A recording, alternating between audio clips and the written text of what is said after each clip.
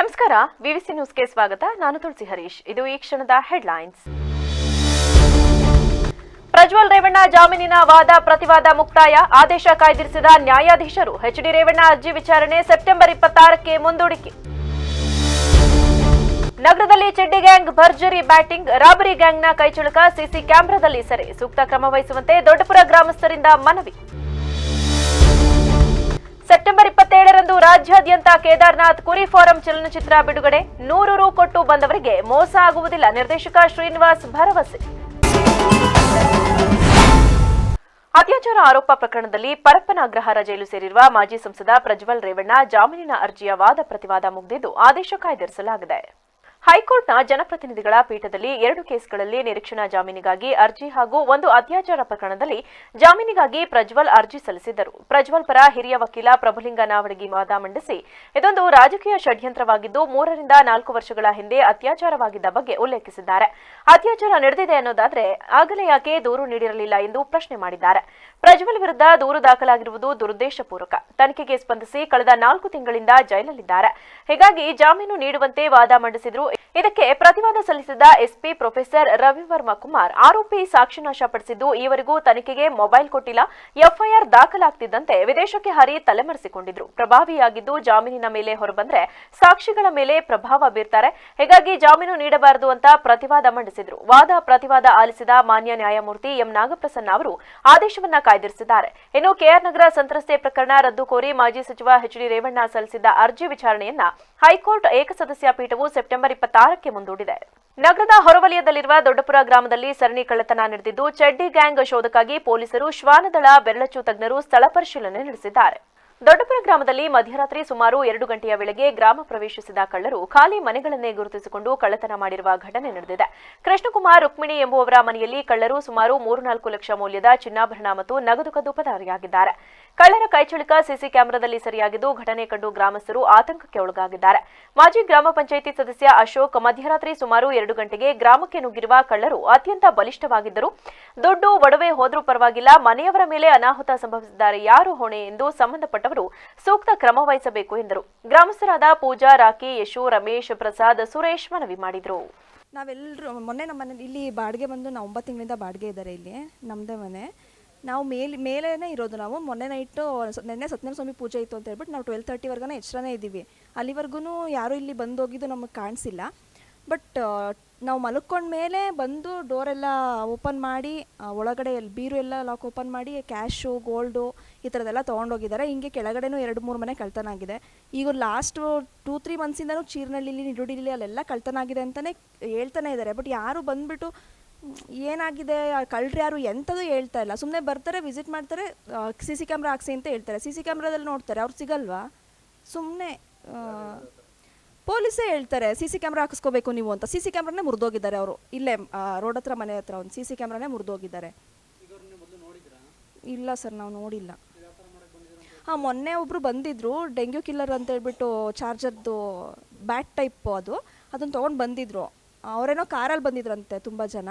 ಅವರೇನಾದರೂ ಮಾಡಿರ್ಬೋದಾ ಅಂತ ಡೌಟ್ ಇದೆ. ಬಟ್ ಅವ್ರನ್ನೂ ನಾವು ಯಾವತ್ತೂ ಮತ್ತೆ ಮೊನ್ನೆ ಒಂದೇ ಸಲ ನೋಡಿದ್ದು, ಗೊತ್ತಿಲ್ಲ. ಅದು ಸೇಮ್ ಸರ್. ಇಲ್ಲಿ ನಮ್ಮ ಮನೆ ಪಕ್ಕದಲ್ಲೇ ಈ ಮನೆಗೆ ಕಳ್ತನ ಆಗಿದೆ.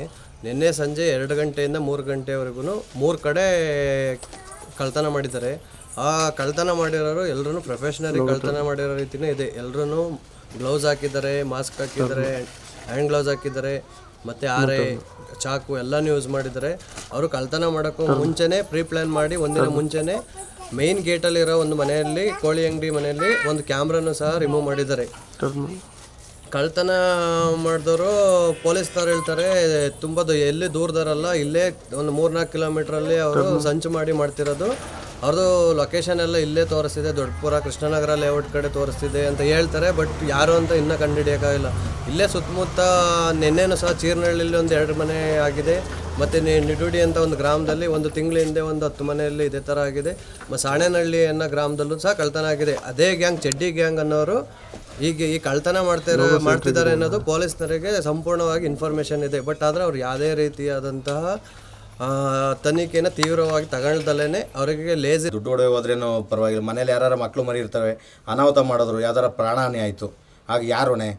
ಆದ್ದರಿಂದ ಸಂಬಂಧಪಟ್ಟ ಇಲಾಖೆಯರು ಒಂದು ಸ್ವಲ್ಪ ನೋಡಿಬಿಟ್ಟು ಕ್ರಮ ಕೈಗೊಳ್ಳಬೇಕು. ಯಾಕೆಂದರೆ ಅವ್ರು ಮಾಮೂಲಿ ಹೊಸ್ದಾಗೇನು ಮಾಡೋರು ಅಂತ ಅನ್ನಿಸ್ತಾರಲ್ಲ, ಅವ್ರ ಕೈ ಗ್ಲೌಸು ಮತ್ತು ಮುಖಕ್ಕೆ ಮಾಸ್ಕೆಲ್ಲ ಹಾಕೊ ಬಂದಿರೋದ್ರಿಂದ ಅವ್ರು ಯಾರು ತುಂಬ ಅಳುಬ್ರು ಅಂತ ಅನಿಸುತ್ತೆ. ಅದರಿಂದ ನೋಡ್ಬಿಟ್ಟು ಒಂದು ಸ್ವಲ್ಪ ಶಿಸ್ತುಬದ್ಧ ಕ್ರಮ ಕೈಗೊಳ್ಳಬೇಕು ಸಂಬಂಧಪಟ್ಟ ಇಲಾಖೆಯರು ಅಂತ ನಾವು ಕೇಳ್ಕೊತೀವಿ. ಎಷ್ಟು ಜನ ಬಂದು ಅಟೆಂಡ್ ಮಾಡಿರ್ಬೋದು? 3 ಜನ ಬಂದಿದ್ದಾರೆ. ಇಬ್ಬರು ಸಖತ್ ಹೈಟ್ ಇದ್ದಾರೆ, ಇನ್ನೊಬ್ಬರು ಏಜ್ಡ್ ಪರ್ಸನ್ನು. 3 ಜನ ಬಂದಿದ್ದಾರೆ. ಅವ್ರು ವ್ಯಾಪಾರಕ್ಕೆ ಬಂದಿರಂತ ನೀವೇನೋ ನೋಡಿದ್ರ ಅಥವಾ? ನಾವು ನೋಡಿಲ್ಲ ಹಂಗಂತ ಜನಗಳು ಹೇಳಿದರು. ಅದರಿಂದ ಜನಗಳಲ್ಲಿ ಕೇಳ್ಕೊಳ್ಳೋದು ಇಷ್ಟೇ, ಹೊರಗಡೆಯಿಂದ ಬಂದರ್ಥ ಏನು ಪರ್ಚೇಸ್ ಮಾಡಬೇಡಿ. ಹಾಸನಕ್ಕೆ ಹೋಗಿ, ಹಾಸನ ಏನು ದೂರ ಇಲ್ಲ, 5ರಿಂದ 6 ಕಿಲೋಮೀಟ್ರ್ ಇದೆ. 5 ರೂಪಾಯಿ ಜಾಸ್ತಿ, 5 ರೂಪಾಯಿ 10 ರೂಪಾಯಿ ಜಾಸ್ತಿ ಆಗಲಿ, ದಯವಿಟ್ಟು ಹಾಸನದಲ್ಲೇ ಕೊಂಡ್ಕೊಂಡು ಬನ್ನಿ. ಇಲ್ಲಿ ಏನೇ ಬಂದರೂ ಬೇಡ. ಯಾಕೆ 5 ರೂಪಾಯಿ 10 ರೂಪಾಯಿ ಉಳ್ಸೋಕ್ಕೋಸ್ಕರ ಇನ್ನೊಂದು ಜೀವಹಾನಿ ಮಾಡ್ಕೊಳ್ಳೋದು ಬೇಡ. ಅದರಿಂದ ಜನಗಳಲ್ಲಿ ದಯವಿಟ್ಟು ಕೈ ಮುತ್ತು ಕೇಳ್ಕೊತೀವಿ. ನಾವು ಬರೀ ದೊಡ್ಡಪುರ ಅಂತ ಮಾತ್ರ ಅಲ್ಲ, ಎಲ್ಲ ಕಡೆನೂ ಅಷ್ಟೇ. ದಯವಿಟ್ಟು ಜಿಲ್ಲೆಯ ಹಾಸ್ಯ ಕಲಾವಿದ ಮಡೆನೂರು ಮನು ಅಭಿನಯದ ಕೇದಾರ್ನಾಥ್ ಕುರಿ ಫಾರಂ ಚಲನಚಿತ್ರ ಇದೇ ತಿಂಗಳ 27ರಂದು ರಾಜ್ಯಾದ್ಯಂತ ಬಿಡುಗಡೆಯಾಗಲಿದೆ ಎಂದು ನಿರ್ದೇಶಕ ಶ್ರೀನಿವಾಸ್ ಅಲಿಯಾಸ್ ಸೀನು ಸಾಗರ್ ತಿಳಿಸಿದರು. ಹಾಸನದಲ್ಲಿಂದು ಪತ್ರಿಕಾಗೋಷ್ಠಿಯಲ್ಲಿ ಮಾತನಾಡಿದ ಅವರು, ಇದು ಕಾಮಿಡಿ ಪ್ರಧಾನ ಚಿತ್ರವಾಗಿದ್ದು ತಲೆಗೆ ಹುಳ ಬಿಡುವ ಯಾವುದೇ ಸನ್ನಿವೇಶ ಚಿತ್ರದಲ್ಲಿ ಇಲ್ಲ. ನಮ್ಮ ಚಿತ್ರದಲ್ಲಿ ಹಿರಿಯ ಕಲಾವಿದರಾದ ಟೆನ್ನಿಸ್ ಕೃಷ್ಣ ಅವರನ್ನ ವಿಭಿನ್ನವಾಗಿ ತೋರಿಸಲಾಗಿದೆ.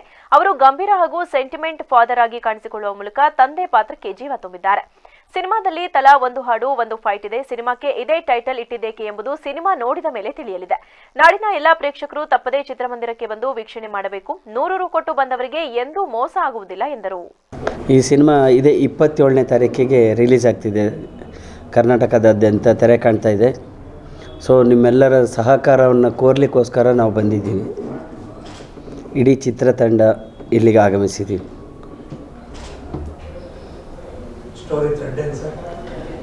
ಸರ್ ಒಂದು ಕಾಮಿಡಿ ಜಾನರ್ಸ್ ಮೂವಿ ಸರ್ ಇದು. ಒಂದು ಕೇದಾರ್ನಾಥ್ ಕುರಿ ಫಾರ್ಮ್ ಅನ್ನೋ ಒಂದು ಸಿನಿಮಾದಲ್ಲಿ ಹೀರೋ ಬಂದ್ಬಿಟ್ಟು ಒಂದು ಫಾರಮಲ್ಲಿ ಇರೋವಂಥ ಒಂದು ವ್ಯಕ್ತಿ, ಅಲ್ಲಿ ನಡೆಯೋಂಥ ಒಂದು ಘಟನೆಗಳು ಅಂದರೆ ಇಡೀ ಸಿನಿಮಾ ಕಾಮಿಡಿ ಸರ್. ಬೇರೆ ಯಾವುದು ತಲೆಯಲ್ಲಿ ಹುಳ ಬಿಡೋ ಅಂಥದ್ದು ಯಾವುದೂ ಇಲ್ಲ, ಎಂಟರ್ಟೈನ್ಮೆಂಟ್ ಅಷ್ಟೇ ಸರ್. ಸಕಲೇಶ್ಪುರ, ಸಾವಂದುರ್ಗ, ಮಾಗಡಿ ಅಲ್ಲಿ ಒಂದು ಕಾಮಿಡಿಗೆ ಹೇಗಿರಬೇಕಿತ್ತು ಆ ಥರ ಇದ್ದರು. ಇವಾಗ ಇನ್ನೊಂದು ಸಿನಿಮಾ ಮಾಡ್ತಾಯಿದ್ದಾರೆ, ಅದಕ್ಕೆ ರೆಡಿ ಆಗಿದ್ದಾರೆ ಸರ್. ಈ ಕಲಾವಿದರು ಅಂದರೆ ಗೊತ್ತಲ್ಲ ನಿಮಗೆ, ಪಾತ್ರ ಕತೆ ಏನು ಕೇಳುತ್ತೆ ಅದಕ್ಕೆ ಪಾತ್ರಕ್ಕೆ. ನಾಯಕ ಮನು ಮಾತನಾಡಿ, ಇದು ನನಗೆ ಹೊಂದುವ ಕತೆ. ಪಾತ್ರ ತುಸು ವಿಭಿನ್ನವಾಗಿದೆ. 80% ಕಾಮಿಡಿ ಇದ್ರೆ ಉಳಿದ 20% ಭಾಗದಲ್ಲಿ ನಾವು ಏನು ಹೇಳಬೇಕೋ ಅದನ್ನ ಹೇಳಿದ್ದೇವೆ. ಹಾಸನ ಸೇರಿ ರಾಜ್ಯದ 130ರಿಂದ 150 ಚಿತ್ರಮಂದಿರಗಳಲ್ಲಿ ಸಿನಿಮಾ ಬಿಡುಗಡೆಯಾಗಲಿದೆ ಎಂದು ಹೇಳಿದರು. ಕಾಮಿಡಿ ಕಿಲಾಡಿ ವಿನ್ನರು ಹಾಸನ ಶಾಂತಿಗ್ರಾಮ ಶಾಂತಿಗ್ರಾಮದ ಹತ್ರ ಇದು ನನ್ನ ಮೊದಲನೇ ಸಿನಿಮಾ ಕೇದಾರ್ನಾಥ್ ಕುರಿ ಫಾರಂ. ಒಂದು ಸುಮಾರು ಇಷ್ಟಪಟ್ಟು ತುಂಬ ಚೆನ್ನಾಗಿ ನನ್ನ ಒಂದು ಜಾನರಿಗೆ ನನಗೆ ಒಂದು ಸೆಟ್ಟಾಗೋ ಅಂಥದ್ದು, ನನ್ನ ನಾಡಿ ಮಿಡಿತಕ್ಕೆ ಒಂದು ಸೆಟ್ಟಾಗೋ ಅಂಥ ಒಂದು ಕತೆ. ತುಂಬ ನಗಿಸೋ ಅಂಥ ಒಂದು ಸಿನಿಮಾ. ತುಂಬ ನಗಿಸಿ ಲಾಸ್ಟಲ್ಲಿ ಒಂದು ಚಿಕ್ಕದಾಗಿ ಒಂದು ಎಮೋಷನಲ್ ಮಾಡಿದ್ದಾರೆ ನಮ್ಮ ಕೃಷ್ಣಣ್ಣ ಅವರು.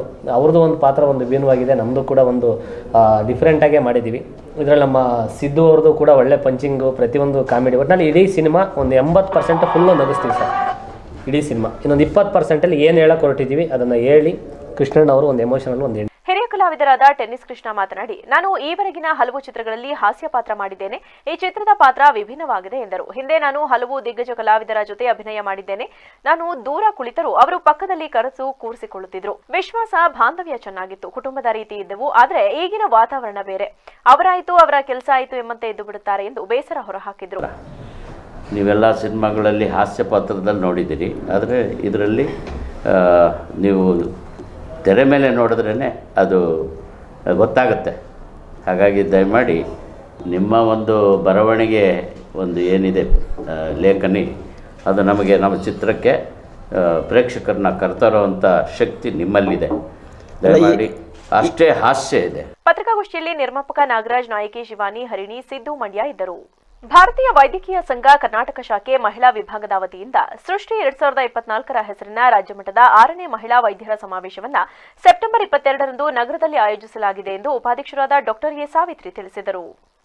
ಹಾಸನದಲ್ಲಿಂದು ಪತ್ರಿಕಾಗೋಷ್ಠಿಯಲ್ಲಿ ಮಾತನಾಡಿದ ಅವರು ಸೆಲ್ಫ್ ಕೇರ್ ಹೆಲ್ತ್ ಕೇರ್ ಎಂಬ ಧ್ಯೇಯದೊಂದಿಗೆ ಹಾಗೂ ಇಂತಹ ವಾತಾವರಣ ನಿರ್ಮಾಣ ಆಶಯದೊಂದಿಗೆ ನಗರದ ಕೈಗಾರಿಕಾ ಪ್ರದೇಶದಲ್ಲಿರುವ ನಂದಗೋಕುಲ ಕನ್ವೆನ್ಷನ್ ಕೇಂದ್ರದಲ್ಲಿ ಸಮಾವೇಶ ನಡೆಯಲಿದೆ ಎಂದರು.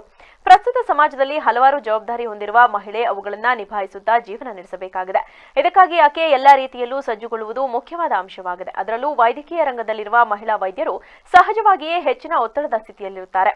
ಮಹಿಳಾ ವೈದ್ಯೆ ತನ್ನ ವೃತ್ತಿ ಜೀವನದಲ್ಲಿ ಅತಿ ಹೆಚ್ಚು ಜಾಗರೂಕತೆಯಿಂದ ಕಾರ್ಯನಿರ್ವಹಣೆ ಜೊತೆಗೆ ಕೌಟುಂಬಿಕ ಹಾಗೂ ವೈಯಕ್ತಿಕ ಜೀವನವನ್ನ ಸಮತೋಲನಗೊಳಿಸುವುದು ಅನಿವಾರ್ಯವಾಗಿದೆ ಎಂದರು. ಮಹಿಳಾ ವೈದ್ಯರ ವೃತ್ತಿಪರತೆ ಜೊತೆಗೆ ಜೀವನ ಶೈಲಿಯನ್ನ ಉತ್ತಮಗೊಳಿಸಿಕೊಳ್ಳಲು ಪೂರಕವಾಗುವಂತೆ ಸೃಷ್ಟಿ ಸಮಾವೇಶ ಆಯೋಜಿಸಲಾಗಿದೆ.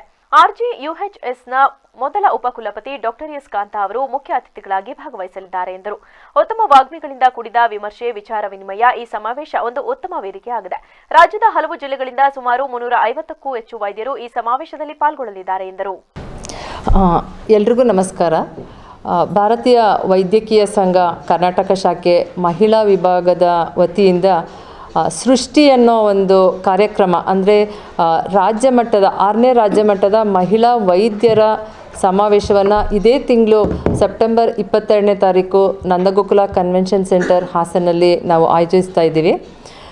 ಇದರ ಥೀಮ್ ಏನಂತ ಹೇಳಿದ್ರೆ ಸೆಲ್ಫ್ ಕೇರ್ ಹೆಲ್ತ್ ಕೇರ್ ಅನ್ನೋ ಒಂದು ಧ್ಯೇಯದೊಂದಿಗೆ ಈ ಸಮಾವೇಶ ರೂಪಿತಗೊಂಡಿದೆ.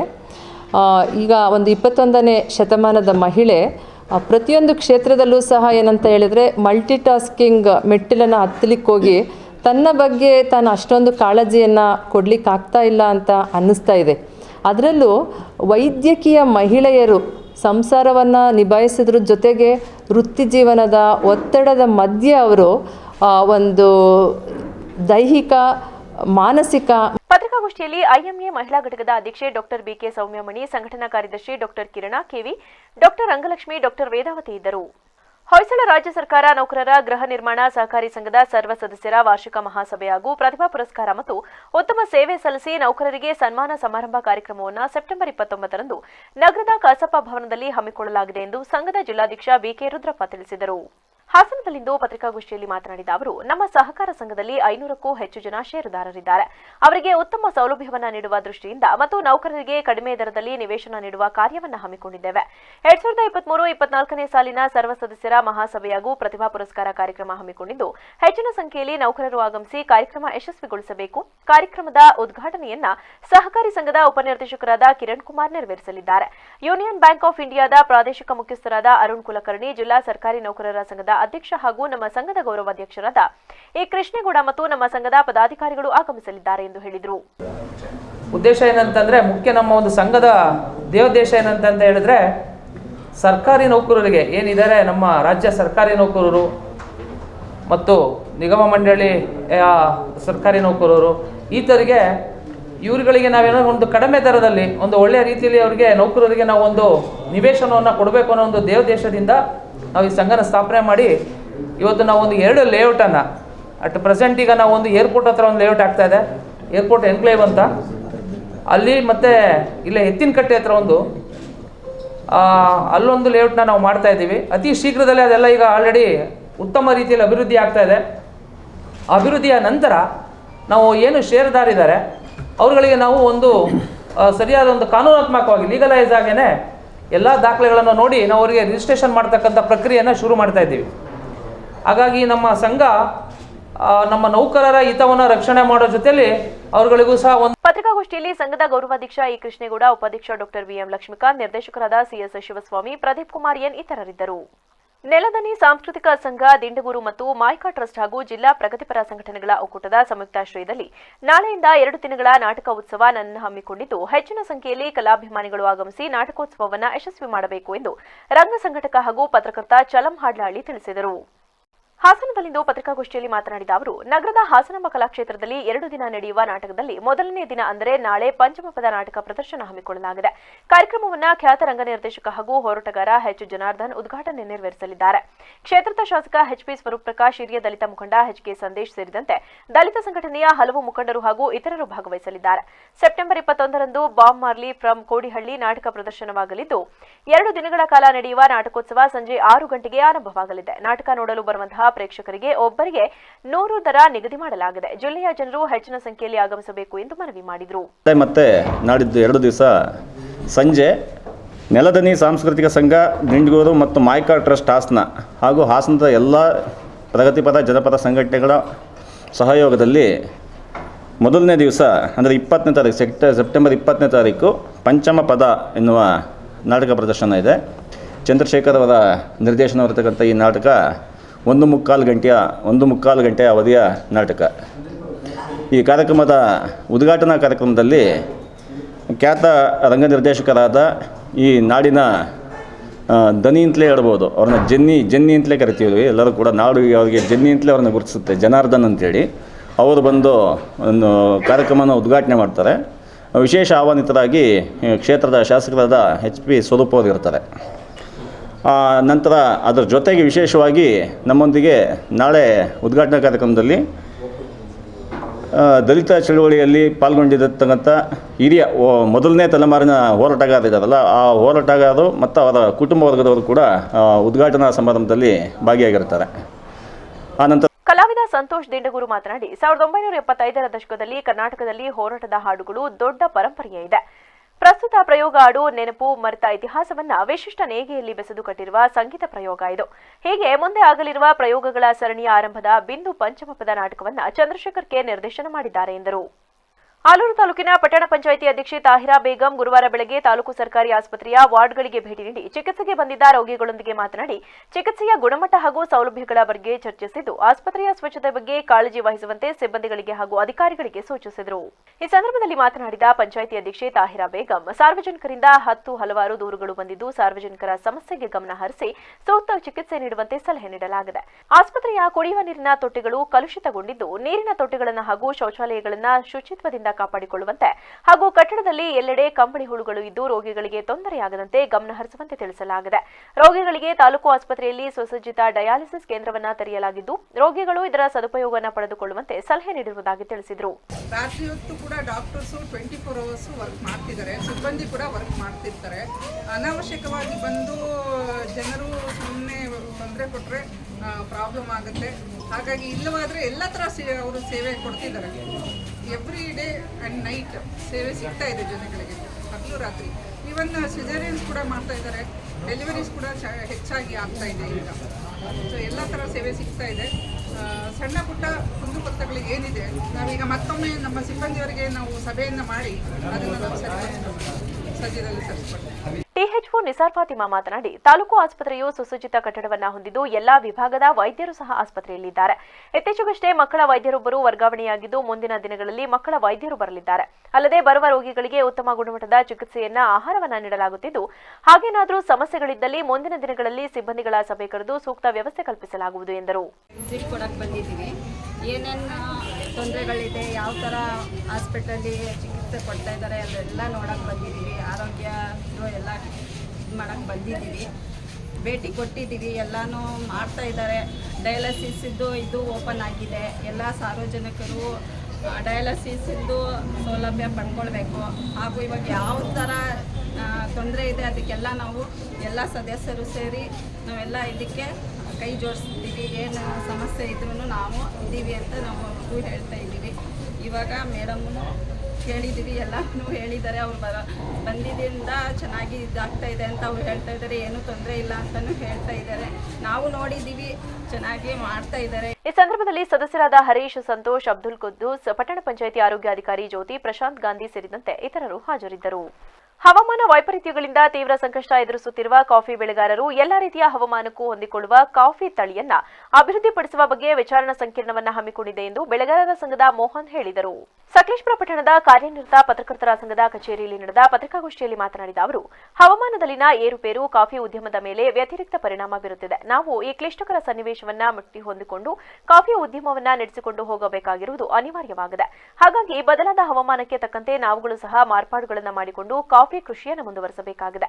ಇತ್ತೀಚಿನ ದಿನಗಳಲ್ಲಿ ಕಾರ್ಮಿಕರ ಅಲಭ್ಯತೆ ಹಾಗೂ ಏರುಮುಖವಾಗಿರುವ ವೇತನವನ್ನ ಗಮನದಲ್ಲಿಟ್ಟುಕೊಂಡು ಕಾಫಿ ಕೃಷಿ ಯಾಂತ್ರೀಕರಣ ಅತ್ಯಗತ್ಯವಾಗಿದೆ. ಹಾಸನ ಜಿಲ್ಲಾ ಪ್ಲಾಂಟರ್ ಸಂಘವು ಬೆಳೆಗಾರರಿಗೆ ಉಪಯುಕ್ತ ಮಾಹಿತಿಗಳನ್ನು ಈ ಹಿಂದಿನಿಂದಲೂ ಒದಗಿಸುತ್ತಾ ಬಂದಿದೆ ಎಂದರು. ನಮ್ಮ ಉದ್ಘಾಟನೆಗಾಗಿ ಮೈಸೂರಿನ ಅರಮನೆಯ ರಾಜ್ಯದ ಒಬ್ಬ ಎಂಪಿಗಳಾದಂತಹ ಒಡೆಯರವರು ಬರ್ತಾ ಇದ್ದಾರೆ. ಹಾಗೆ ಸುತ್ತೂರು ಶ್ರೀಗಳು ಮತ್ತು ಆದಿಚುಂಚನಗಿರಿ ಸೋಮನಾಥೇಶ್ವರ ಸ್ವಾಮೀಜಿಯವರು ಕೂಡ ಬರ್ತಾ ಇದ್ದಾರೆ.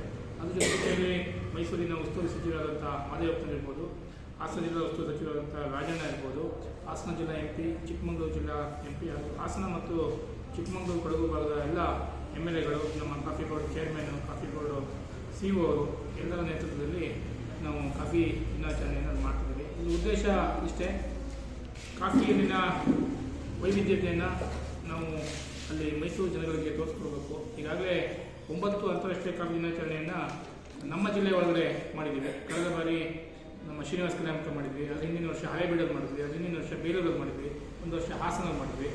ಈ ವರ್ಷ ನಾವು ನಮ್ಮ ಜಿಲ್ಲೆ ಕಾಫಿ ಎಲ್ಲಿ ಬೆಳೀತಾ ಇಲ್ಲ ಆ ಜಿಲ್ಲೆಗೆ ಹೋಗಿ. ಬೆಳೆಗಾರರ ಸಂಘದ ಗೌರವ ಕಾರ್ಯದರ್ಶಿ ಕೌಟಳ್ಳಿ ಲೋಹಿತ್ ಮಾತನಾಡಿ 10ನೇ ಅಂತಾರಾಷ್ಟ್ರೀಯ ಕಾಫಿ ದಿನಾಚರಣೆಯನ್ನ ಅಕ್ಟೋಬರ್ 1ರಂದು ಸಾಂಸ್ಕೃತಿಕ ನಗರಿ ಮೈಸೂರು ಅರಮನೆಯ ಆವರಣದ ಉತ್ತರ ಬಲರಾಮ ದ್ವಾರದಲ್ಲಿ ಹಮ್ಮಿಕೊಳ್ಳಲಾಗಿದೆ. ಕಾಫಿ ಉದ್ಯಮದಲ್ಲಿನ ಕುಂದುಕೊರತೆಗಳನ್ನು ಸಮಾಜಕ್ಕೆ ತಿಳಿಸಿ ಕಾಫಿಯ ಆಂತರಿಕ ಬಳಕೆಯನ್ನು ಹೆಚ್ಚಿಸುವ ಸದುದ್ದೇಶ ಹೊಂದಿದೆ. ಇದರ ಜೊತೆಯಲ್ಲಿ ಜಿಲ್ಲೆಗೆ ಆಗಮಿಸುವ ಪ್ರವಾಸಿಗರಿಗೆ ಉಚಿತವಾಗಿ ಉತ್ತಮ ಗುಣಮಟ್ಟದ ಪರಿಶುದ್ಧ ಕಾಫಿಯನ್ನು ವಿತರಿಸಲಾಗುವುದು. ಕಾಫಿ ಬೆಳೆಯುವ ಹಾಸನ, ಚಿಕ್ಕಮಗಳೂರು, ಕೊಡಗು ಜಿಲ್ಲೆಯ ಬೆಳೆಗಾರರು ಈ ಸಂಭ್ರಮಾಚರಣೆಯಲ್ಲಿ ಪಾಲ್ಗೊಳ್ಳಲಿದ್ದಾರೆ. ಭಾರತದ ಕಾಫಿಯ ವೈಶಿಷ್ಟ್ಯತೆಯನ್ನು ಅಂತಾರಾಷ್ಟ್ರೀಯ ಮಟ್ಟದಲ್ಲಿ ಜನಪ್ರಿಯಗೊಳಿಸುವ ಧ್ಯೇಯ ಹೊಂದಿದೆ ಎಂದರು. ಮತ್ತೆ ಈ ಕೃಷಿ ಕಾರ್ಮಿಕರ ಸಮಸ್ಯೆಗಳು ಎಲ್ಲ ರಂಗದಲ್ಲಿ, ಎಲ್ಲ ಕೃಷಿಗಳಲ್ಲೂ ಕಾಡ್ತಾ ಇದೆ ಇವತ್ತು ಸಮಸ್ಯೆ. ಹಾಗಾಗಿ ಈ ಹವಾಮಾನ ವೈಪರೀತ್ಯದ ಬಗ್ಗೆ ಒಂದು ತುರ್ತಾಗಿ ನಾವು ಒಂದು ಸರ್ವೆಯನ್ನು ನಾವು ಮಾಡಲೇಬೇಕಾಗಿದೆ. ಇದರೊಳಗೆ ನಮ್ಮ ಇವರು ನಮ್ಮ ಬಾಳೆಹೊನ್ನೂರಿನ ಸಂಶೋಧನಾ ಕೇಂದ್ರದವರು ಇದರ ಬಗ್ಗೆ ಈ ಪೋಷಕಾಂಶಗಳ ಅಲಭ್ಯತೆ ಕೂಡ ಉಂಟಾಗ್ತದೆ. ಈ ಹವಾಮಾನ ಪರಿಸ್ಥಿತಿ, ಒಂದು ಬರ ಪರಿಸ್ಥಿತಿ ಆದರೆ ವಿಪರೀತ ಒಣಹವೆ ಆಗ್ತದೆ, ಮತ್ತು ವಿಪರೀತ ಮಳೆ ಆದರೆ ತುಂಬ ಶೀತ ಬರ್ತದೆ. ಹಾಗಾಗಿ ಈ ವ್ಯತಿರಿಕ್ತ ಪರಿಣಾಮಗಳು ಏನು ಅಂತಂದರೆ ಗಿಡಗಳಿಗೆ ಪೋಷಕಾಂಶಗಳು ಮತ್ತು ಹೂವಾಗಲಿಕ್ಕೆ ತೊಂದರೆ ಆಗೋಂಥದ್ದು, ಮತ್ತು ತೋಟಗಳ ನಿರ್ವಹಣೆ, ಕೀಟಗಳ ಬಾಧೆ ಇವೆಲ್ಲ ಜಾಸ್ತಿ ಆಗ್ತಾ ಹೋಗ್ತದೆ. ಪತ್ರಿಕಾಗೋಷ್ಠಿಯಲ್ಲಿ ಹಾಸನ ಜಿಲ್ಲಾ ಪ್ಲಾಂಟರ್ ಸಂಘದ ಪದಾಧಿಕಾರಿಗಳಾದ ಕೃಷ್ಣಮೂರ್ತಿ, ಕಂಡಿಗೆ ಸಚಿನ್ ಇದ್ದರು. ಕರ್ನಾಟಕ ಸುವರ್ಣ ಸಂಭ್ರಮ 50ರ ಹರಜ್ಯೋತಿ ರಥಯಾತ್ರೆಯನ್ನ ಗುರುವಾರ ಅರೇಹಳ್ಳಿ ಹೋಬಳಿ ಬ್ಯಾದನೆ ಗ್ರಾಮದಲ್ಲಿ ರಥಕ್ಕೆ ಪುಷ್ಪಾರ್ಚನೆ ಮಾಡುವ ಮೂಲಕ ಗ್ರಾಮ ಪಂಚಾಯಿತಿಯ ಆಡಳಿತ ಮತ್ತು ಅಧಿಕಾರಿ ವರ್ಗದವರು ಸ್ವಾಗತಿಸಿದರು. ಮೈಸೂರು ರಾಜ್ಯಕ್ಕೆ ಕರ್ನಾಟಕ ರಾಜ್ಯ ಎಂದು ಮರುನಾಮಕರಣ ಮಾಡಿ 50 ವರ್ಷ ಪೂರ್ಣಗೊಂಡ ಸವಿನೆನಪಿಗಾಗಿ ಕರ್ನಾಟಕ 50ರ ಸಂಭ್ರಮದೊಂದಿಗೆ ಹೆಸರಿಸಲಾಯಿತು. ಕರ್ನಾಟಕ ಉಸಿರಾಗಲಿ ಕನ್ನಡ ಅಭಿಯಾನದ ಅಂಗವಾಗಿ ಕನ್ನಡ ಜ್ಯೋತಿ ರಥಯಾತ್ರೆಯನ್ನ ರಾಜ್ಯಾದ್ಯಂತ ಸಂಚರಿಸಿ ಕನ್ನಡ ನಾಡು ನುಡಿಯ ಬಗ್ಗೆ ಯುವ ಪೀಳಿಗೆಯಲ್ಲಿ ಕನ್ನಡಾಭಿಮಾನ ಮೂಡಿಸುವ ಉದ್ದೇಶದಿಂದ ಸನ್ಮಾನ್ಯ ಮುಖ್ಯಮಂತ್ರಿಯವರು ವಿಜಯನಗರ ಜಿಲ್ಲೆಯ ಹಂಪಿಯಲ್ಲಿ ಚಾಲನೆ ನೀಡಿದ್ದು, ಈ ದಿನ ತಾಲೂಕಿನ ಗಡಿಭಾಗವಾದ ಅರೇಹಳ್ಳಿ ಹೋಬಳಿ ಬ್ಯಾದನೆ ಗ್ರಾಮದಲ್ಲಿ ಗ್ರಾಮ ಪಂಚಾಯಿತಿಯ ಆಡಳಿತ ಮತ್ತು ಅಧಿಕಾರಿ ವರ್ಗದವರು ಹಾಗೂ ಸಾರ್ವಜನಿಕರು ಅದ್ದೂರಿಯಾಗಿ ಸ್ವಾಗತಿಸಿ ಕೋರಿದರು. ಜಾಥಾಕ್ಕೂ ಮುನ್ನ ತಹಶೀಲ್ದಾರ್ ಎಂ ಮಮತಾ ಮಹಿಳೆಯರ ಜೊತೆ ಕುಂಭವನ್ನ ಹೊರುವ ಮೂಲಕ ರಥಯಾತ್ರೆ ಜಾಥಾಕ್ಕೆ ಮೆರುಗು ನೀಡಿದರು. ಈ ಸಂದರ್ಭದಲ್ಲಿ ತಾಲೂಕು ಪಂಚಾಯಿತಿ ಕಾರ್ಯನಿರ್ವಹಣಾಧಿಕಾರಿ ವಸಂತಕುಮಾರ್, ಕ್ಷೇತ್ರ ಶಿಕ್ಷಣಾಧಿಕಾರಿ ರಾಜೇಗೌಡ, ನಾರ್ವೆ ಗ್ರಾಮ ಪಂಚಾಯಿತಿ ಅಧ್ಯಕ್ಷೆ ಮಾಲಾಶ್ರೀ, ಅರೇಹಳ್ಳಿ ಗ್ರಾಮ ಪಂಚಾಯಿತಿ ಅಧ್ಯಕ್ಷ ಸಂಗಪ್ಪ, ಸೋಮಯ್ಯ, ಜಯ ಕರ್ನಾಟಕ ಸಂಘಟನೆ ಅಧ್ಯಕ್ಷ ರಾಜು ಸೇರಿದಂತೆ ಇತರೆ ಅಧಿಕಾರಿಗಳು ಹಾಜರಿದ್ದರು. ಕಳೆದ 12 ದಿನಗಳ ಹಿಂದೆ ಬೇಲೂರು ತಾಲೂಕಿನ ಅರೇಹಳ್ಳಿಯ ಶ್ರೀ ವಿನಾಯಕ ಭವನದಲ್ಲಿ ಗಣೇಶನ ಮೂರ್ತಿಯನ್ನ ಪ್ರತಿಷ್ಠಾಪಿಸಿ ಪ್ರತಿದಿನ ಜರುಗುತ್ತಿದ್ದ ವೈವಿಧ್ಯಮಯ ಕಾರ್ಯಕ್ರಮಗಳಿಗೆ ಗಣೇಶನ ವಿಸರ್ಜನೋತ್ಸವದೊಂದಿಗೆ ಅಧಿಕೃತ ತೆರೆ ಬಿದ್ದಿದೆ. ಬುಧವಾರ ಬೆಳಗ್ಗೆ ಗಣಪತಿ ಮೂರ್ತಿಯನ್ನ ಭವ್ಯ ಪುಷ್ಪ ವಾಹನದಲ್ಲಿ ವಿಜಯ ಮಾಡಿಸಿ ರೋಡ್ ಡಿಜೆ ಹಾಗೂ ನಾಸಿಕ್ ಡೋಲ್ನ ಸದಿಗೆ ಮಹಿಳೆಯರು, ಪುರುಷರು, ಮಕ್ಕಳು ಕುಣಿದು ಕುಪ್ಪಳಿಸಿದರು. ಯೂತ್ ಕಾಂಗ್ರೆಸ್ ಕಮಿಟಿ ಅಧ್ಯಕ್ಷ ಮುಸ್ತಫಾರ್ ಅವರು ಹಿಂದೂ ಬಾಂಧವರಿಗೆ ಮಜ್ಜಿಗೆ ವಿತರಿಸುವುದರ ಮೂಲಕ ಹಿಂದೂ ಮುಸ್ಲಿಂ ಧರ್ಮ ಸಮನ್ವಯತೆ ಸಾರಿದರು. ಅರೇಹಳ್ಳಿ ಪಟ್ಟಣದ ಮುಖ್ಯ ರಸ್ತೆ, ಮಲಸಾವರ ರಸ್ತೆ, ಹೊಸಪೇಟೆ ಬೀದಿ, ಸಕಲೇಶಪುರ ರಸ್ತೆ, ಕೇಶವನಗರ ದೇವಸ್ಥಾನ ಬೀದಿಯ ರಸ್ತೆಗಳಲ್ಲಿ ಮೆರವಣಿಗೆ ನಡೆಸಿ ಅರೇಹಳ್ಳಿ ಗ್ರಾಮ ಪಂಚಾಯಿತಿ ವ್ಯಾಪ್ತಿಯ ಅಡಗಂಚಿನಲ್ಲಿ ಕೆರೆಯಲ್ಲಿ ವಿಸರ್ಜಿಸಲಾಯಿತು. ಅಂದಾಜು 2,000ಕ್ಕೂ ಹೆಚ್ಚಿನ ಸಂಖ್ಯೆಯಲ್ಲಿ ಅರೇಹಳ್ಳಿ ಹಾಗೂ ಸುತ್ತಮುತ್ತಲ ಗ್ರಾಮಗಳ ಭಕ್ತಾದಿಗಳು ಜಮಾವಣೆಗೊಂಡು ವಿಸರ್ಜನಾ ಕಾರ್ಯಕ್ರಮವನ್ನು ವೀಕ್ಷಿಸಿದರು. ಕಳೆದ ಕೆಲ ವರ್ಷಗಳಿಂದ ಸಣ್ಣ ಪುಟ್ಟ ಅಹಿತಕರ ಘಟನೆಗಳು ನಡೆದು ಉತ್ಸವ ಸಮಿತಿ ಹಾಗೂ ಪೊಲೀಸ್ ಭದ್ರತೆಯ ಮೇಲೆ ಪ್ರಶ್ನೆ ಮಾಡುವಂತಿದ್ದ ಸನ್ನಿವೇಶಗಳು ಈ ಬಾರಿ ಪುನರಾವರ್ತನೆಯಾಗದೆ ಶಾಂತಿಯುತವಾಗಿ ಜರುಗಿತು. ಬೇಲೂರು ತಾಲೂಕು ಅರೇಹಳ್ಳಿ ಹೋಬಳಿಯ ನಾರ್ವೆ ಗ್ರಾಮದ ಪ್ರಾಥಮಿಕ ಕೃಷಿ ಪತ್ತಿನ ಸಹಕಾರ ಸಂಘದಲ್ಲಿ 2023-24ನೇ ಸಾಲಿನ ಸರ್ವ ಸದಸ್ಯರ ವಾರ್ಷಿಕ ಮಹಾಸಭೆ ನಡೆಯಿತು. ಸಭೆಯನ್ನು ಡಿಸಿಸಿ ಬ್ಯಾಂಕ್ ನಿರ್ದೇಶಕ ಎಂಎ ನಾಗರಾಜ್ ಉದ್ಘಾಟಿಸಿ ಮಾತನಾಡಿ, ಹಾಸನ ಜಿಲ್ಲೆಯಲ್ಲಿರುವ 225 ಸಂಸ್ಥೆಗಳಲ್ಲಿ ನಾರ್ವೆ ಪತ್ತಿನ ಸಹಕಾರ ಸಂಘವು ಪ್ರಥಮ ಸ್ಥಾನ ಪಡೆದುಕೊಂಡಿದೆ. ಚಿಕ್ಕ ಸಂಸ್ಥೆಯಾಗಿ ಕಟ್ಟಿ ಬೆಳೆಸಿದ ಸಂಸ್ಥೆಯು ಇಂದು ಮಹತ್ತರವಾಗಿ ಬೆಳವಣಿಗೆಯಾಗಿದೆ. ಈ ಸಂಘಕ್ಕೆ 25 ಲಕ್ಷ ರುಗಳ ಹೆಚ್ಚುವರಿ ಸಾಲವನ್ನು ತಂದಿದ್ದೇನೆ. 2023-24ನೇ ಸಾಲಿನಲ್ಲಿ ಸಂಘವು 1,70,000 ನಿವ್ವಳ ಲಾಭ ಗಳಿಸಿದೆ ಎಂದರು. ಈ ಸಂಸ್ಥೆ ನಮ್ಮಲ್ಲಿರ್ತಕ್ಕಂಥ 30 ಸಂಸ್ಥೆಗಳಲ್ಲಿ ನಮ್ಮ ತಾಲೂಕಲ್ಲಿ, ಬೇಕಾದ್ರೆ ಹಾಸನ ಜಿಲ್ಲೆಯಲ್ಲಿರೋ 225 ಸಂಸ್ಥೆಯಲ್ಲಿ ಇದು ನಂಬರ್ 1 ಅಂತ ಬೇಕಾದ್ರೆ ಈ ಸಭೆಯಲ್ಲಿ ನಾನು ಹೇಳ್ತೀನಿ. ಕಾರಣ ಏನು ಅಂತಂದರೆ ಹಿಂದಿನ ಬಾರಿ ಇವರೇ ಮಾಡಿದ್ದಾರೆ ಅಂತ. ಹಿಂದಿನ ಬಾರಿ ಈ ಕಟ್ಟಿ ಬೆಳೆಸಿ ಲೋಪಗಳಾಗ್ತದೆ ಬಿಡಿ, ಸಣ್ಣ ಪುಟ್ಟ ಲೋಪಗಳಾಗ್ತದೆ. ಆಗದಲ್ಲೇ ನೀವು ಯಾರೂ ಬೆಳೆಯೋಕ್ಕಾಗಲ್ಲ. ನಾನು ಈ ಮಟ್ಟಕ್ಕೆ ಬೆಳಿಬೇಕಾದ್ರೆ 1000 ಲೋಪಗಳಾಗಿರುತ್ತೆ. ಹಾಗಾಗಿ ಈ ಸಂಸ್ಥೆ ಹಿಂದೆ ಮಾಡಿದಂಥವ್ರು, ಈ ಸಂಸ್ಥೆಗಾಗಿ ದುಡಿದಂಥವ್ರನ್ನ ನೀವೆಲ್ಲ ಈ ಸಂದರ್ಭದಲ್ಲಿ ನೆನೆಸ್ಕೊಂತ, ಇವತ್ತು ನೀವುಗಳು ಇಷ್ಟು ಶ್ರದ್ಧೆ, ಇಷ್ಟು ಇದರಲ್ಲಿ ಕೂತು ಇಷ್ಟೊಂದು ವಿಚಾರವಂತರಿದ್ದೀರಿ, ಭಾಳಷ್ಟು ವಿಚಾರವಂತರಿದ್ದೀರಿ. ಒಬ್ಬೊಬ್ಬರು ಮಾತಾಡುವಾಗಲೇ ಅರ್ಥ ಆಗುತ್ತೆ ನಮಗಾದ್ರೂ. ನಾವು ನಿಮಗೆ ತಿಳಿದೆಯೋ ಕೆಲವರಿಗೆ ನಾನು ಎಲ್ಲ ಈ ಅಧ್ಯಕ್ಷರು ಮತ್ತು ನಿರ್ದೇಶಕರ ಪರವಾಗಿ ಒಂದು ಮಾತು ನಿಮ್ಮಲ್ಲಿ ರಿಕ್ವೆಸ್ಟ್ ಮಾಡೋದು, ಅನಿವಾರ್ಯವಾಗಿ ಕೆಲವರಿಗೆ ಜಾಸ್ತಿ ಕೊಡಬೇಕಾಗುತ್ತೆ. ಕೆಲವರು ಉಳ್ಳವ್ರು ನಿಮಗೆ ಒಂದು ಹಠಕ್ಕೆ ಬಿದ್ದರೆ ಅಷ್ಟು ಬಿಟ್ಟರೆ ನಿಮ್ಮ ಬಾಯಲ್ಲೇ ಬಂತು ಯಾಕೆ ಇವ್ರಿಗೆ ಕೊಡ್ತಾ ಇದ್ದಾರೆ ಅಂದ್ಬಿಟ್ರೆ ಅವಶ್ಯಕತೆ, ನಾನು ಹೇಳೋದು ಅಂಥವ್ರಿಗೆ ಅವಶ್ಯಕತೆ ಇದ್ದವ್ರು ಸ್ವಲ್ಪ ನಾವು. ಈ ವೇಳೆ ಎನ್ಎಂ ಶಿವಪ್ರಸಾದ್, ಮಧುಕುಮಾರ್, ಸಂಜಯ್ ನಾರ್ವೆ, ದಿನೇಶ್ ಕುಮಾರ್, ಜ್ಯೋತಿ, ಹೇಮರಾಜ್, ಗ್ರಾಮ ಪಂಚಾಯಿತಿ ಅಧ್ಯಕ್ಷೆ, ಉಪಾಧ್ಯಕ್ಷ ಹಾಗೂ ಇನ್ನಿತರರು ಉಪಸ್ಥಿತರಿದ್ದರು. ಶ್ರೀರಂಗಪಟ್ಟಣದಲ್ಲಿಂದು ಕೋಟ್ಯಾಂತರ ರು ವೆಚ್ಚದ ಕಾಮಗಾರಿಗಳಿಗೆ ಶಾಸಕ ರಮೇಶ್ ಬಾಬು ಬಂಡಿಸಿದ್ದೇಗೌಡ ಗುದ್ದಲಿ ಪೂಜೆ ನೆರವೇರಿಸಿದರು. ಈ ಸಂದರ್ಭದಲ್ಲಿ ಮಾತನಾಡಿದ ಅವರು, ವೆಲ್ಲಿಸ್ಲಿ ಸೇತುವೆಯ ಸಮೀಪ ರಸ್ತೆ ಹದಗೆಟ್ಟಿದ್ದು, ಸಮೀಪದಲ್ಲೇ ಶ್ರೀರಂಗಪಟ್ಟಣ ದಸರಾ ಇರುವುದರಿಂದ ಹಾಗೂ ಬನ್ನಿಮಂಟಪಕ್ಕೆ ಹೋಗುವ ರಸ್ತೆ ಹತ್ತಿರವಾದ್ದರಿಂದ ಕಾಂಕ್ರೀಟ್ ರಸ್ತೆ ಕೂಡಲೇ ಕೆಲಸ ಪ್ರಾರಂಭಿಸಿದ್ದಾರೆ. ಮೈಸೂರು ದಸರಾ ದೀಪಾಲಂಕಾರ ಮಾದರಿಯಲ್ಲಿಯೇ ಶ್ರೀರಂಗಪಟ್ಟಣ ದಸರಾ ದೀಪಾಲಂಕಾರವನ್ನ ಮಾಡುತ್ತಿದ್ದೇವೆ. ಈ ಶ್ರೀರಂಗಪಟ್ಟಣ ದಸರಾ ಕಾರ್ಯಕ್ರಮದಲ್ಲಿ ಸ್ಥಳೀಯ ಕಲಾವಿದರು, ಸ್ಥಳೀಯ ಸಾಹಿತಿಗಳು, ಕವಿಗಳು ಹಾಗೂ ಸಮಾಜ ಸೇವೆ ಮಾಡಿರುವವರಿಗೆ ಸ್ಥಳೀಯವಾಗಿ ಗುರುತಿಸಿ ಸನ್ಮಾನ ಕಾರ್ಯಕ್ರಮಗಳನ್ನು ಕೂಡ ಹಮ್ಮಿಕೊಂಡಿದ್ದೇವೆ ಎಂದು ತಿಳಿಸಿದರು. ದಸರಾ ನಡೀತಾ ಇರೋದ್ರಿಂದ PWDಯಿಂದ 2 ಕೋಟಿ ರೂಪಾಯಿ ರಸ್ತೆಗಳು ಮತ್ತು ಸಂಪರ್ಕ ರಸ್ತೆಗಳನ್ನ ಅಭಿವೃದ್ಧಿ ಮಾಡಲಿಕ್ಕೆ 2 ಕೋಟಿ ರೂಪಾಯಿ ಮಂಜೂರಾಗಿದೆ. ಟೆಂಡರ್ ಆಗಿದೆ, ಕೆಲಸ ಶುರು ಮಾಡ್ತಾ ಇದ್ದೀವಿ. ಇನ್ನೂ 4 ಕೋಟಿ ರೂಪಾಯಿ ಕೆಲಸಕ್ಕೆ ಪಟ್ನಾ ಮತ್ತು ಗಂಜಾಂ ಪುರಸಭೆ ವ್ಯಾಪ್ತಿಯಲ್ಲಿ 4 ಕೋಟಿ ರೂಪಾಯಿ ವೆಚ್ಚಕ್ಕೆ ಮಂಜೂರಾತಿಗೆ ಹೋಗಿದೆ. ಅದು ಶೀಘ್ರವಾಗ್ತದೆ ಅಂತ ಭಾವಿಸ್ಕೊಂಡಿದ್ದೀನಿ. ಇನ್ನು ಕೇವಲ ಒಂದು 10-15 ದಿವಸದಲ್ಲಿ ಅದನ್ನು ಸಹ ಪೂಜೆ ಮಾಡತಕ್ಕಂಥ ಕಾರ್ಯಕ್ರಮ ಮಾಡ್ತೀವಿ. ಪಟ್ನಾ ಪುರಸಭೆ ವ್ಯಾಪ್ತಿಯಲ್ಲಿ ದಸರಾ ಪ್ರಯುಕ್ತ ಸುಮಾರು 6 ಕೋಟಿ ವೆಚ್ಚದಲ್ಲಿ ರಸ್ತೆಗಳ ಕೆಲಸವನ್ನು ಪ್ರಾರಂಭ ಮಾಡ್ತೀವಿ. ದಸರಾ ಸಿದ್ಧತೆ ಹೇಗಿದೆ? ದಸರಾ ಸಿದ್ಧತೆ ಭಾಳ ಚೆನ್ನಾಗಿ ನಡೀತದೆ. ಇವತ್ತೊಂದು ಪ್ರಿಲಿಮಿನರಿ ಸಭೆ ಕರೆದಿದ್ದೀವಿ, ಅದೆಲ್ಲ ಮಾತನಾಡ್ತೀವಿ. ಈಗ ಸ್ಥಳೀಯರನ್ನ ಗುರುತಿಸಿ ಸನ್ಮಾನ ಮಾಡೋಕ್ಕೆ ಎಲ್ಲರೂ ಸ್ಥಳೀಯರು ಗುರುತಿಸ್ತೀವಿ, ಸ್ಥಳೀಯ ಕಲಾವಿದರಿಗೆ ಅವಕಾಶ ಕೊಡ್ತೀವಿ. ಎಲ್ಲರೂ ಸ್ಥಳೀಯರಿಗೋಸ್ಕರ, ಸ್ಥಳೀಯ ಜನತೆಗೋಸ್ಕರ, ಸ್ಥಳೀಯವಾಗಿ ಎಲ್ಲ ಕಲಾವಿದರಿಗೆ ಗೌರವಿಸಿ ಭಾಗವಹಿಸಿ ರೈತ ದಸರಾ, ಮಹಿಳಾ ದಸರಾ, ಎಲ್ಲ ಯುವ ದಸರಾ ಜೊತೆಗೆ ಮಕ್ಕಳ ದಸರಾ, ಎಲ್ಲ ದಸರಾಗಳನ್ನ ಆಯೋಜನೆ ಮಾಡಿ ಇವತ್ತು ಅತ್ಯಂತ ಅಚ್ಚುಕಟ್ಟಾಗಿ ದಸರಾವನ್ನು ಆಚರಣೆ ಮಾಡಲಿಕ್ಕೆ ಸಿದ್ಧತೆ ಮಾಡ್ಕೊತಾ ಇದ್ದೀವಿ.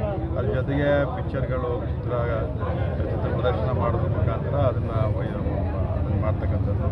ಜೊತೆಗೆ ಒಂದು ಆಹಾರ ಮೇಳ ಮಾಡಬೇಕು ಅಂತ ಸಲ ಏನು ಮಾಡೋದು, ಅದಕ್ಕಿಂತ ಹೆಚ್ಚು ಅರ್ಥಬದ್ಧವಾಗಿ ಮಾಡಬೇಕು ಅಂತ ಹೇಳಿ ರಾಜ್ಯದ ವಿವಿಧ ಜಿಲ್ಲೆಗಳಿಂದ ಇದನ್ನು ಆಹಾರ ಪದ್ಧತಿಗಳನ್ನ ನಮ್ಮಲ್ಲಿ ಇಂಟ್ರೊಡ್ಯೂಸ್ ಮಾಡೋದ್ರ ಮುಖಾಂತರ ನಮ್ಮ ಆಹಾರ ಪದ್ಧತಿಯನ್ನು ನಮ್ಮ ಜನಕ್ಕೆ ಪರಿಚಯ ಮಾಡಿಸ್ಕೊಡೋದನ್ನು ಪ್ರಾರಂಭ ಮಾಡ್ತಾ ಇದ್ದೀವಿ. ಎಲ್ಲ ಇಲಾಖೆಗಳಿಂದ ಏನು ಸೌಲಭ್ಯಗಳಿದೆ ಅದನ್ನು ಪರಿಚಯ ಮಾಡ್ತಾ ಇದ್ದೀವಿ.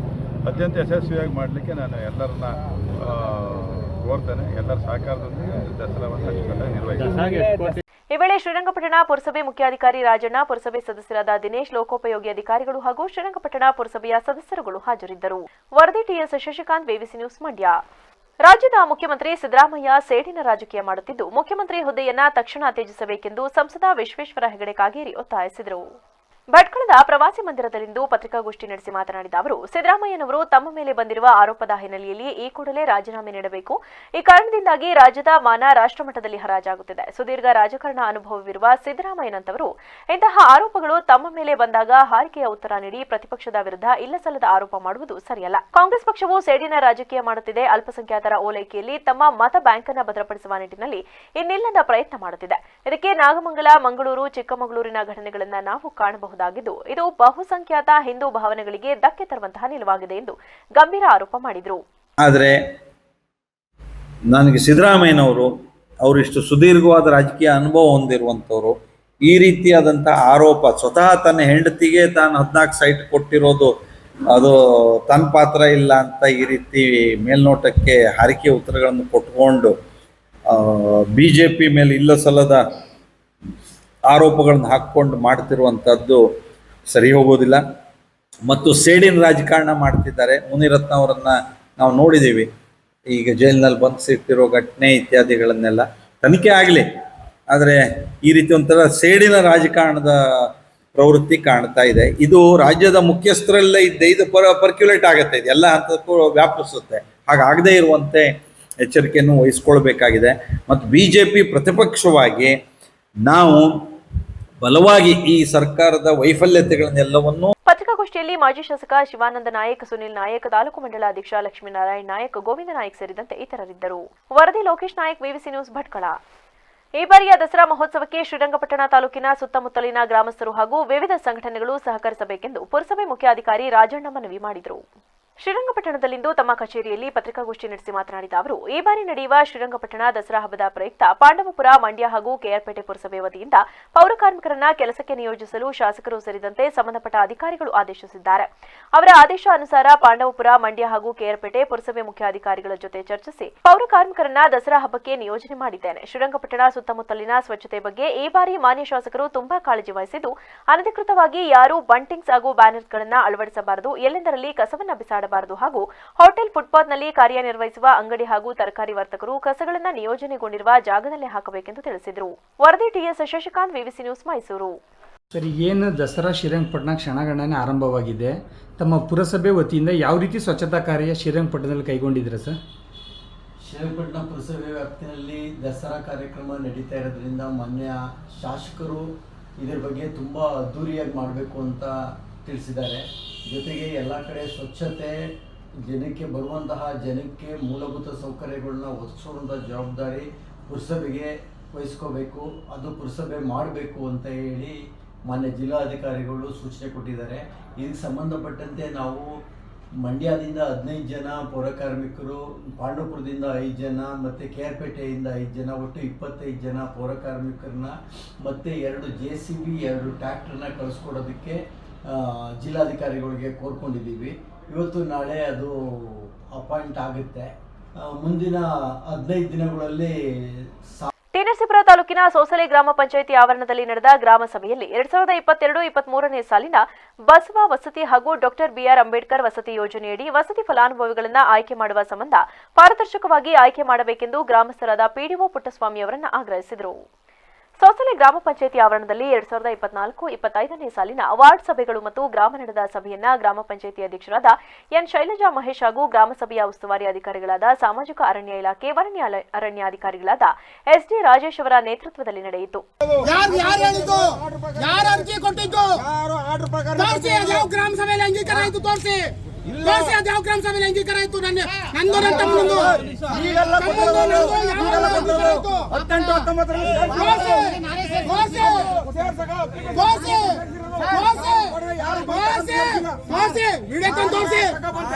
ಯಾರು ಅಂಗೀಕಾರ ಮಾಡೋದು ಕೊಟ್ಟಿಲ್ಲ, ಆಯ್ತಾ? ಕೊಟ್ಟಿಲ್ಲ 15 ನಾನು ಹೇಳಿದ್ದು, ಈಗ 17 ಮನೆ ಕೊಟ್ಟಿದ್ದೀನಿ. ಯಾರು ಬೇಕು ಅಂತ ಅಪ್ಲಿಕೇಶನ್ ಅಪ್ಲೋಡ್ ಆಗಿರೋದ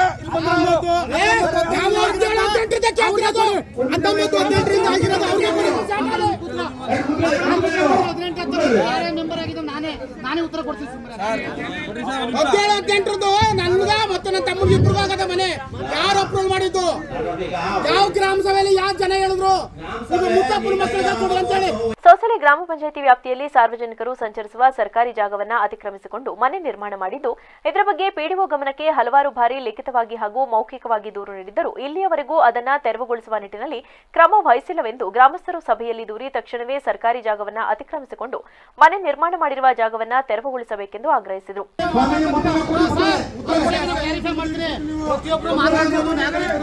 ಪ್ರತಿಯೊಬ್ಬರಿಗೂ ಮಾತಾಡಕ್ಕೆ ಅಧಿಕಾರ ಅದ, ಯಾರು ಇಲ್ಲಿ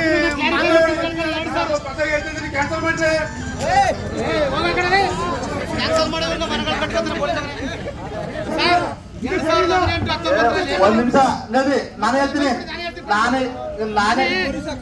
ಮನೆ ಅದು ಸ್ಯಾಂಕ್ಷನ್ ಆಗಿಲ್ಲ,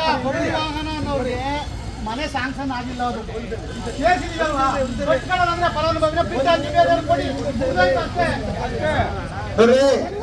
ಒಂದ್ ನಿಮಿಷ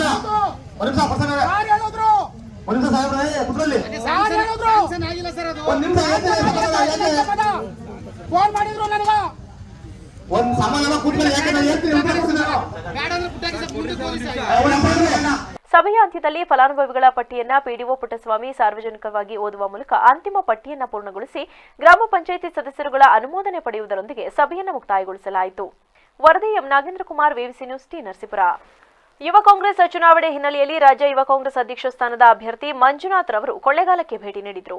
ಪಟ್ಟಣದಲ್ಲಿರುವ ಡಾಕ್ಟರ್ ಬಾಬಾ ಸಾಹೇಬ್ ಅಂಬೇಡ್ಕರ್ ವೃತ್ತದಲ್ಲಿರುವ ಅಂಬೇಡ್ಕರ್ ಅವರ ಪ್ರತಿಮೆಗೆ ಮಾಲಾರ್ಪಣೆ ಮಾಡಿ ಮಾತನಾಡಿದ ಅವರು, ಕಾಂಗ್ರೆಸ್ ಪಕ್ಷದಲ್ಲಿ ಯಾವುದೇ ಸಮರ್ಥ ನಾಯಕರನ್ನ ಆಯ್ಕೆ ಮಾಡಬೇಕಾದರೆ ಆಂತರಿಕ ಚುನಾವಣೆಯನ್ನು ನಡೆಸಬೇಕಾಗುತ್ತದೆ.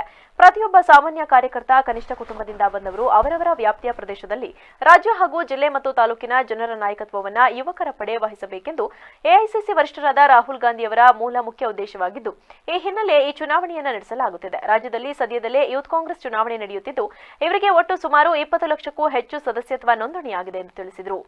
ರಾಹುಲ್ ಗಾಂಧಿಯವರ ಉದ್ದೇಶ ಇಷ್ಟೇನೆ, ಸಾಮಾನ್ಯ ವರ್ಗದ ಜನರು ನಾಯಕರಾಗಬೇಕು. ಸಾಮಾನ್ಯ ಕುಟುಂಬದಿಂದ ಬಂದಂಥ ಯುವಕರು ನಾಯಕತ್ವವನ್ನು ವಹಿಸ್ಕೊಬೇಕು.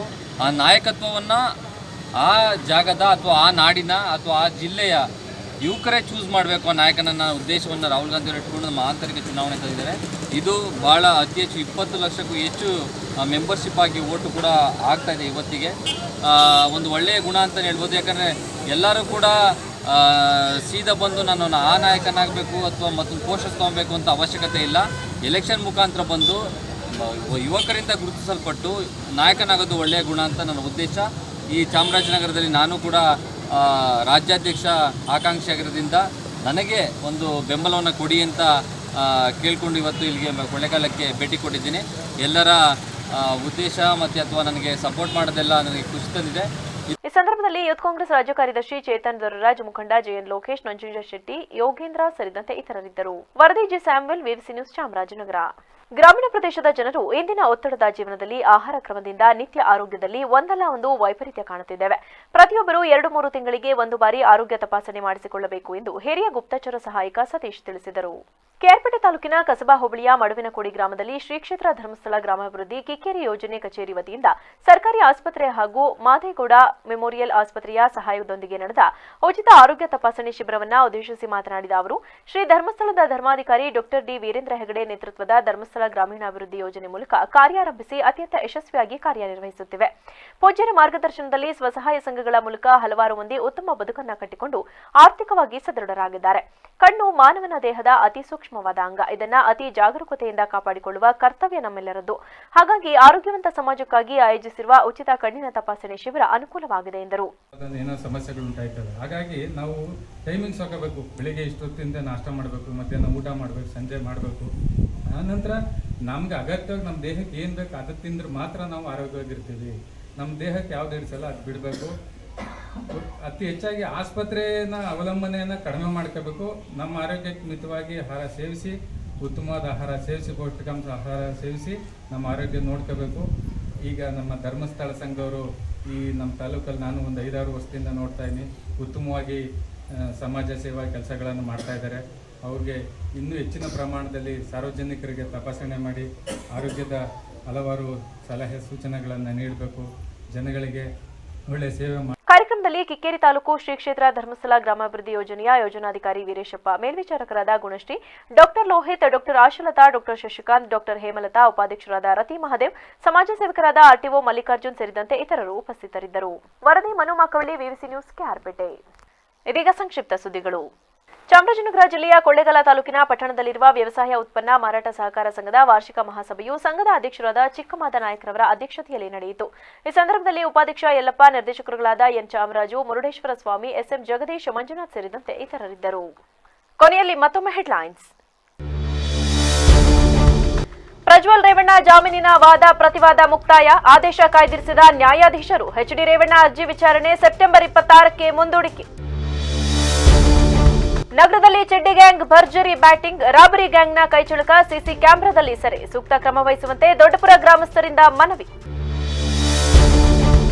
ಸೆಪ್ಟೆಂಬರ್ 27ರಂದು ರಾಜ್ಯಾದ್ಯಂತ ಕೇದಾರ್ನಾಥ್ ಕುರಿ ಫಾರಂ ಚಲನಚಿತ್ರ ಬಿಡುಗಡೆ. 100 ರು ಕೊಟ್ಟು ಬಂದವರಿಗೆ ಮೋಸ ಆಗುವುದಿಲ್ಲ, ನಿರ್ದೇಶಕ ಶ್ರೀನಿವಾಸ್ ಭರವಸೆ. ಕ್ಷಣ ಕ್ಷಣದ ಸುದ್ದಿಗಾಗಿ ನೋಡ್ತಾ ಇರಿ ವಿವಿಸಿ ಟಿವಿ, ಸತ್ಯದ ಕಡೆ ನಮ್ಮ ನಡೆ.